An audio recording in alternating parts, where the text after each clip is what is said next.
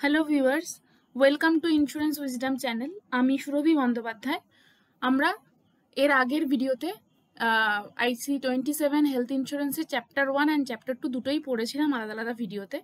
But তারপরে আমি study করে দেখলাম যে কিছু ইম্পর্টেন্ট পয়েন্টস যেখান থেকে এক্সামে কোশ্চেন্স আসছে, তো সেটা আমাদের বাকি ছিল। ওই ভিডিওতে আমরা ওই পার্টটা পড়িনি, তো সেই পার্টটাই আজকে আমরা এই ভিডিওতে কভার করব, চ্যাপ্টার 1 অ্যান্ড চ্যাপ্টার 2 বোথ। ওকে, তো চলো পড়ে নেওয়া যাক যে পার্টটা বাকি ছিল।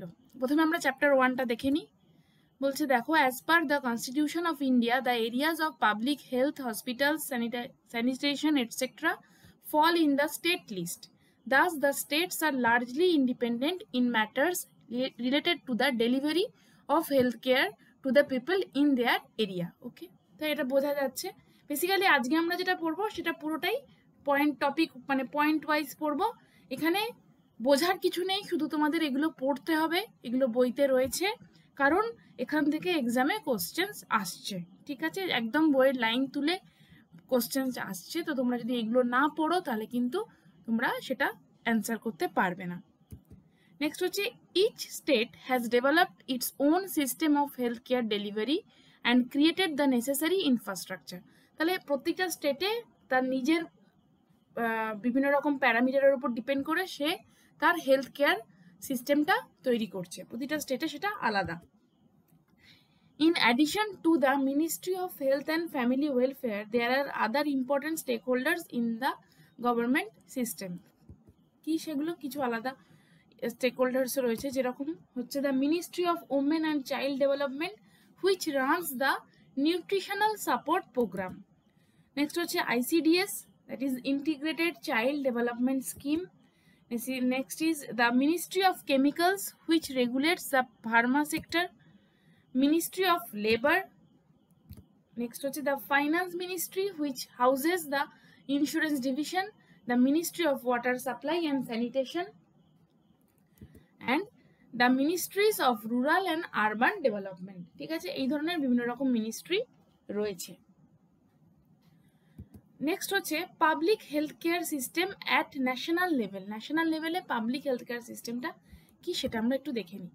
The official organ of the public sector health system at the national level consists of কি তিনটে এখানে অর্গান রয়েছে এই ন্যাশনাল লেভেলে পাবলিক সেক্টর হেলথ সিস্টেমের।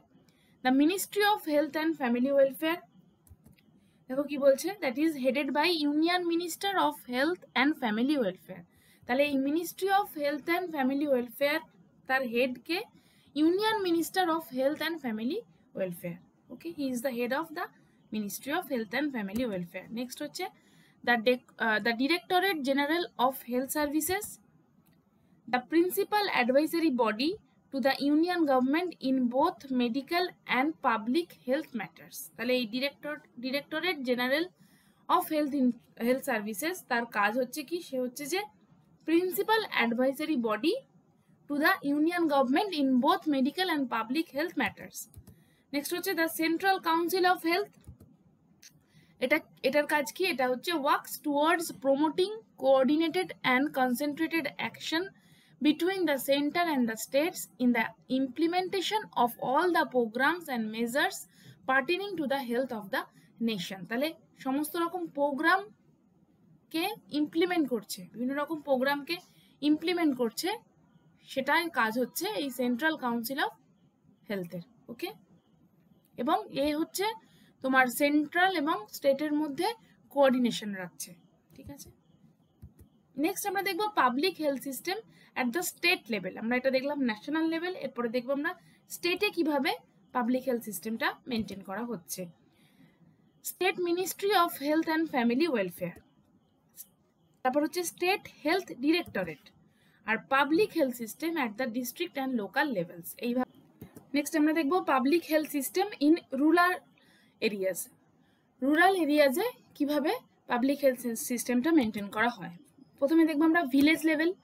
To implement the national health policies in villages, community volunteers such as anganwadi workers, trend birth attendants and accredited social health activists, যেটাকে বলা হচ্ছে ASH, Asha, have been involved to serve as links between the village community and government infrastructure. তাহলে এরা এখানে বিভিন্ন রকম service দিচ্ছে মানুষকে এবং এরা ভিলেজ কমিউনিটির সঙ্গে গভর্নমেন্ট ইনফ্রাস্ট্রাকচারের একটা লিঙ্কসও রাখছে, ঠিক আছে। এগুলোর কিন্তু ফুল ফর্ম এক্সামে আসতে পারে, যে এই এই যে আশা এর ফুল ফর্ম, এটা কিন্তু এক্সামে আসতে পারে।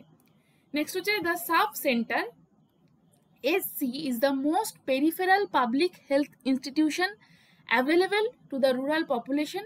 These have established for every 5,000 population. তাহলে এটা হচ্ছে দ্য সাব সেন্টার এবং এটা তৈরি হচ্ছে মিনিমাম যদি কোথাও কোনো ভিলেজে 5,000 পপুলেশন থাকে তাহলে তাদের জন্য একটা সাব সেন্টার তৈরি করা হচ্ছে।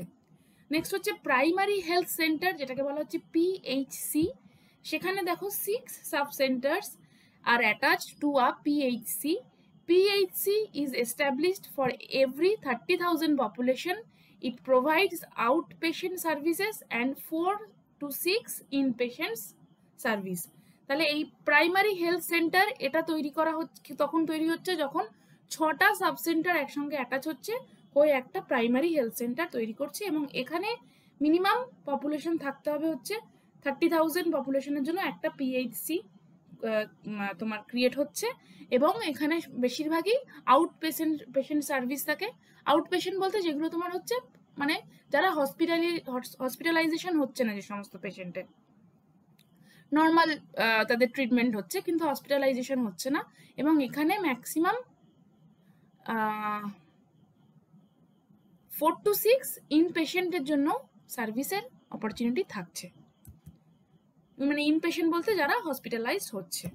নেক্সট হচ্ছে কমিউনিটি হেলথ সেন্টার, যেটাকে বলা হচ্ছে CHC। এটা দেখো কি বলছে, 4 PHC attach to a CHC, মানে একটা CHC ক্রিয়েট করতে গেলে 4টে PHC কে অ্যাটাচড হতে হবে এবং এখানে হচ্ছে ফর এভরি 1 লাখ পপুলেশন, প্রতি 1 লাখ পপুলেশনের জন্য একটা CHC তৈরি হতে পারে এবং CHC should have 30 beds, 1 operational theatre, 1 x ray machine, labour room and laboratory facilities. তাহলে এগুলো হচ্ছে ম্যান্ডেটারি, CHC-তে এগুলো ম্যান্ডেটারিলি থাকতে হবে। ওকে, নেক্সট হচ্ছে private health expenditure accounts for more than 75% of all health spending in India.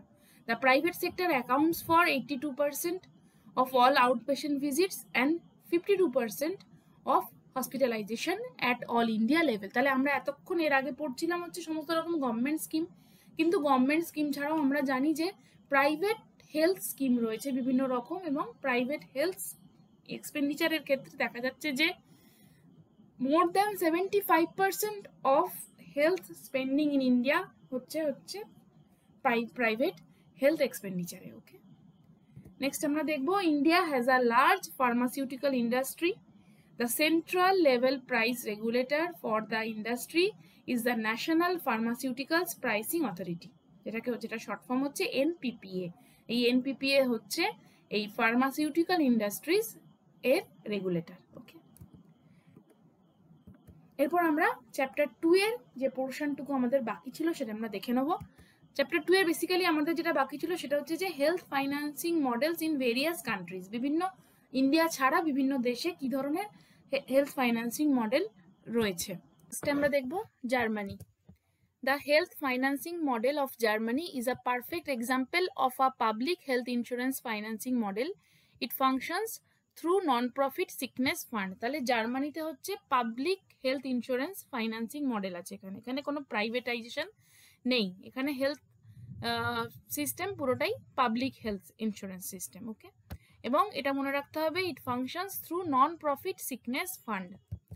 Next আমরা দেখবো ফ্রান্স। ফ্রান্সে কি সিস্টেম আছে? France has a system of employment based public health insurance that now covers everybody in the nation. আগে ফ্রান্সে মানে সবাই কভার্ড ছিল না, কিন্তু বর্তমানে ফ্রান্সে সবাই এমপ্লয়মেন্ট বেসড পাবলিক হেলথ ইন্স্যুরেন্সের মাধ্যমে কভার থাকে। নেক্সট হচ্ছে America. Employment based health benefits have been the foundation of health insurance in the United States. তাহলে ইউনাইটেড স্টেটসেও এমপ্লয়মেন্ট বেসড হেলথ ইন্স্যুরেন্স এর মাধ্যমে কভার থাকে। নেক্সট হচ্ছে জাপান, এটাই এক্সামে সব থেকে বেশি important. One of the best health system in the world. এখানে কতগুলো ক্যাটাগরি রয়েছে তার আন্ডারে এখানে সব মানুষ কভার থাকে। প্রথমে হচ্ছে একটা সোসাইটি ম্যানেজড হেলথ ইন্স্যুরেন্স, যেটাকে বলা হচ্ছে SHI। এটা বেসিক্যালি একটা প্রোগ্রাম যেটার মধ্যে কোনো বড় কোম্পানি যে সমস্ত এমপ্লয়িজরা, মানে যে সমস্ত বড় বলতে কতটা বড়, যে সমস্ত কোম্পানিতে মোর দ্যান 700 এমপ্লয়েড রয়েছে, সেই সমস্ত এমপ্লয়ি এবং তাদের ডিপেন্ডেন্টসরা এই স্কিমের মধ্যে কভার থাকে। এবং এখানে এমপ্লয়ার কন্ট্রিবিউট করে এই স্কিমটাতে, এবং যারা এমপ্লয়িজ তারা নিজেরাও কন্ট্রিবিউট করে, এবং গভর্নমেন্ট রেগুলেশনস মেনে এটা করা হয়। এটা হচ্ছে society managed health insurance. Next হচ্ছে গভর্নমেন্ট ম্যানেজড হেলথ ইন্স্যুরেন্স। এটা হচ্ছে এমন একটা হেলথ স্কিম যেখানে যে কোম্পানিগুলো একটু ছোট কোম্পানি, মানে যেখানে লেস দ্যান 700 এমপ্লয়িজ রয়েছে, তো সেই এমপ্লয়িজরা এই স্কিমের মধ্যে কভার্ড রয়েছে, এবং তাদের সেই এমপ্লয়িজদের যারা ডিপেন্ডেন্টস তারাও অটোমেটিক্যালি এই স্কিমের মধ্যে এনরোলড রয়েছে। এবং এটা হচ্ছে একটা গভর্নমেন্ট অপারেটেড প্রোগ্রাম, এবং এর মধ্যে জাপানের যে সমস্ত পপুলেশন তার মোটামুটি 30% এই স্কিমের মধ্যে কভার থাকে। ওকে, নেক্সট হচ্ছে ন্যাশনাল হেলথ ইন্স্যুরেন্স, এটা হচ্ছে NHI। এটা হচ্ছে যে যারা ধরো সেলফ এমপ্লয়েড বা রিটায়ার্ড বা আনএমপ্লয়েড, বা ধরো আরো যে সমস্ত পিপল রয়েছে যারা এই ওপরের দুটো মানে এই SHI এবং GHI এর আন্ডারে কভার্ড নয়, তারা এই প্ল্যানের মধ্যে কভার থাকে। এবং এটা জেনারেলি মিউনিসিপ্যাল গভর্নমেন্ট এটা ফাইন্যান্স করে এই স্কিমটাকে, এবং এখানে একটা কম্পালসারি প্রিমিয়াম সব লোকজন দেয়, এবং তাদের ট্যাক্স থেকেই সেটা, ট্যাক্স রেভিনিউ থেকেই সেটা কেটে নেওয়া হয়। ঠিক আছে, নেক্সট হচ্ছে long life medical care system. এটা হচ্ছে যে যারা যে সমস্ত মানে পার্সন, যারা একটু এল্ডারলি পার্সন, যাদের এজ মোটামুটি 75 এর ওপরে, তাদেরকে এই স্কিমের মধ্যে কভার করা হয়। আবার এটাও বলা হচ্ছে যে যাদের এজ ধরা হচ্ছে যে 65 to 74, কিন্তু যাদের কিছু সার্টেন মানে কিছু সার্টিফাইড, যাদের কিছু ডিসেবিলিটি রয়েছে, তারাও এই স্কিমের মধ্যে কভার থাকে। ঠিক আছে, এবং এটা হচ্ছে তোমার, এটা কন্ট্রিবিউট কারা করে সেটারও একটা বলা রয়েছে, যে ইনশিওর্ড সে নিজেও কন্ট্রিবিউট করে, এবং অন্যান্য বিভিন্ন রকম যে প্ল্যানগুলো রয়েছে সেখান থেকেও এখানে কন্ট্রিবিউট করা হয়, এবং যে জেনারেল ট্যাক্স রেভিনিউ আছে সেখান থেকেও এখানে এই স্কিমের মধ্যে কন্ট্রিবিউট করা হয়। ওকে, তো এইটা হচ্ছে জাপানের হেলথ সিস্টেম। তাহলে আজকে এতটাই।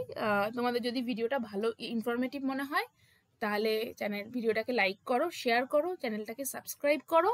আর এর পরের ভিডিওতে আমরা চ্যাপ্টার 3 পড়বো। আজকে এতটাই। Thank you for watching.